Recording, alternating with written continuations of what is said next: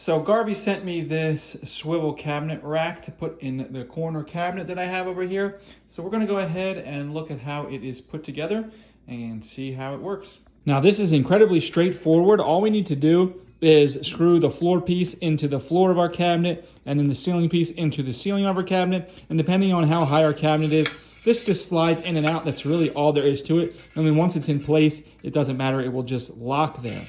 Now the next thing you just need to do is you just need to measure where you're going to put this in the ceiling and the floor of your cabinet. And all you need to do is you're going to measure, like, there are different sizes. So if you have the 710 millimeter size, you're just going to take the 700 millimeters and then cut that in half, and that's going to be 350.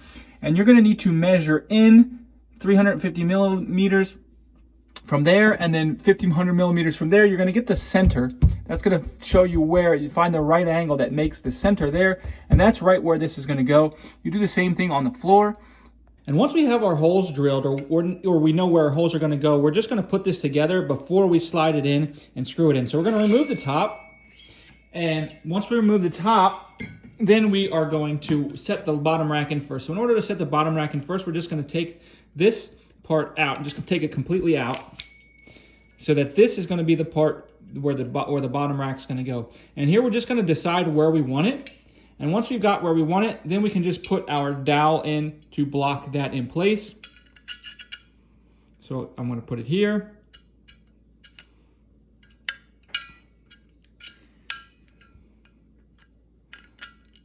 And then I'm just going to push this down, and you'll see that there are these two slots there. So I'm just going to push that down over the slot, and everything locks into place like so. At which point I can come in with my rack, and my rack will just slide down on here, and you'll just see this notch here is going to go into this notch here, and that's going to make sure nothing slips when I go to spin it.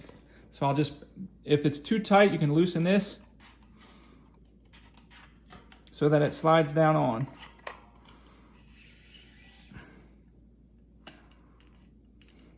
There, now everything's seated in.